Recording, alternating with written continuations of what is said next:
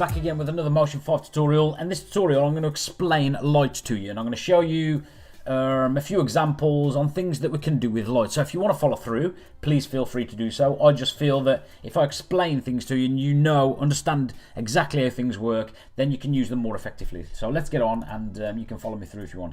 I'm going to go to my preview pane and just click fit and drag it to fit and make sure it fits. Let me close that for now. That's just a heads up display. I'll show you about that in a minute. Right, so what we're going to do, we're going to go to this toolbar just above my timeline and below my layers. I'm going to click the little button and we're going to click rectangle. So we're going to drag out a rectangle, and then we're going to press this F7 on our keyboard, also this little button here, and it brings up our heads up display. And our heads up display, all it is a shortened version of our inspector. Okay, so it's just a quick version of our inspector, because normally you'll have a file browser, so you just want to do with quick tools. Right now, to mess around with the rectangle, I'm going to select my group and then select rectangle again, and the outline, I don't want an outline, but the fill, I want it to be a different color, and I want it to be sort of a creamy yellow type color.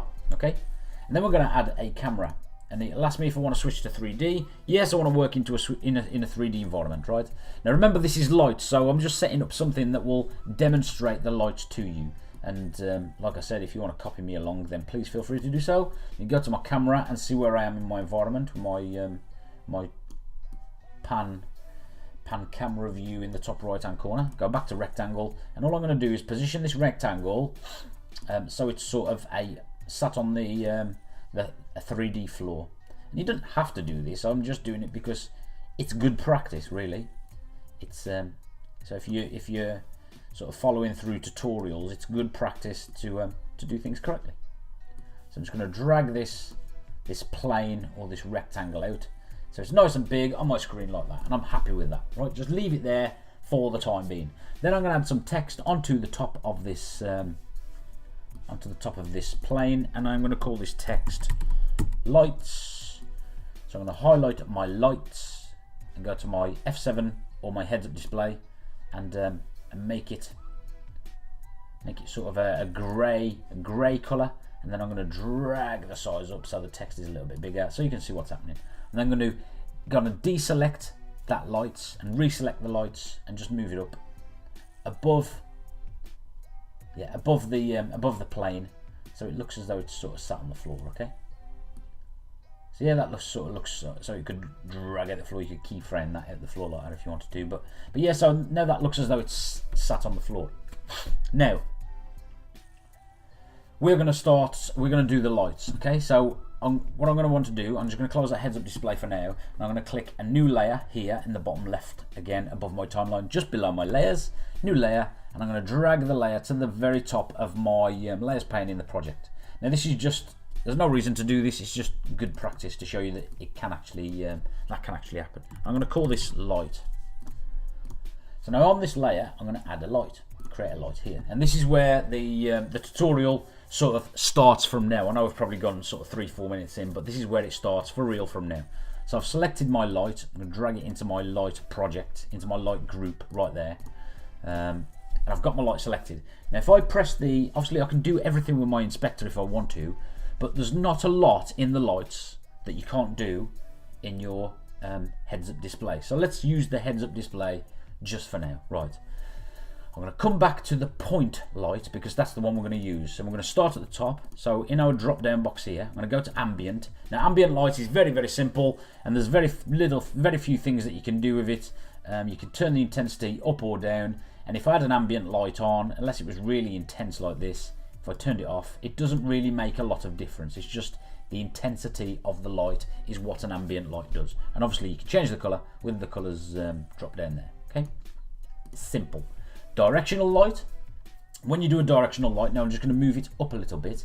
It does exactly what it says on the tin. It's a direction. Now at the moment it's behind the lights text. That's why you can't see it. If I drag it in front of the lights text and angle it down a little bit, you will be able to see it. So it's a directional light, and again you can mess around with the intensity and you can mess around with the colours, but it just points in any given direction. Okay, and that's all it really does.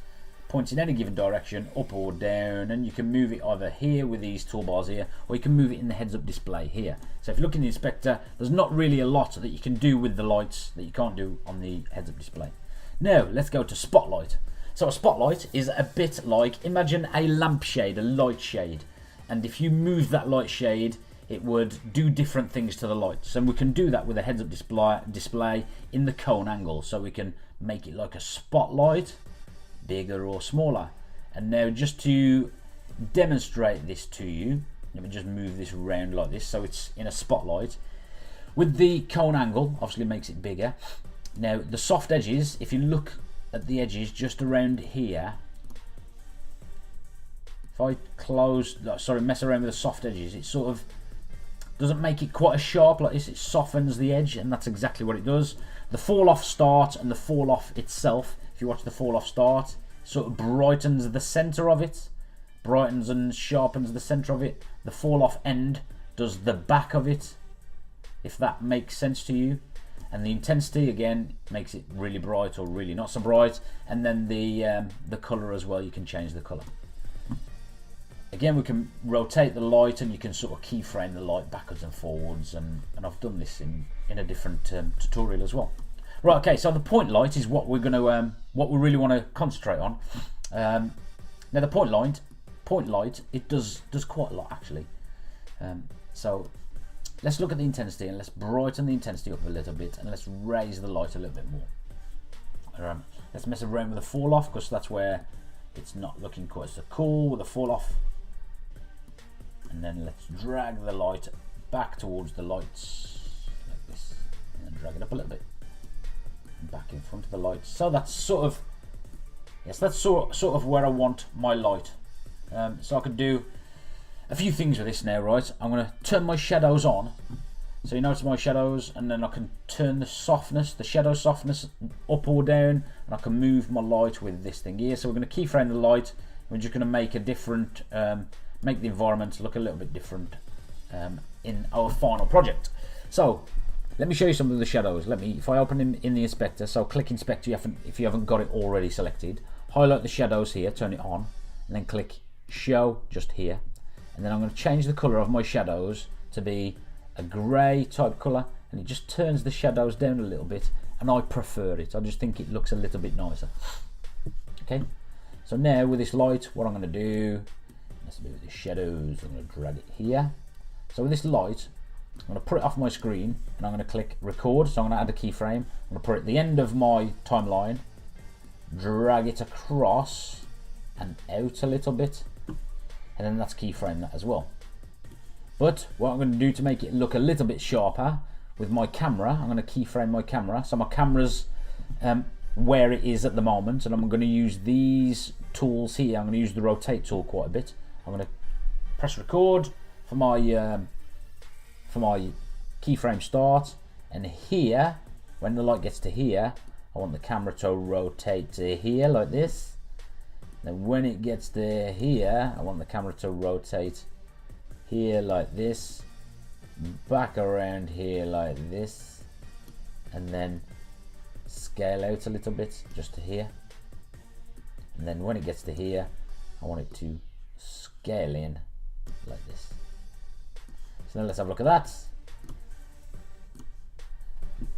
So yeah, you can see that it rotates quite nicely, and we'll have a look at that on the see what we can do with it in FCPX. We'll just do some simple things to it. But yeah, that's lights explained. I hope this helps you out with the lights, and I think we will move on to camera next, because I like to know that everybody knows stuff. So if you have any questions, please feel free, and likewise if you have any requests that you want me to do, then again please feel free, leave it in the comments. Thanks a lot for watching, catch you later, bye.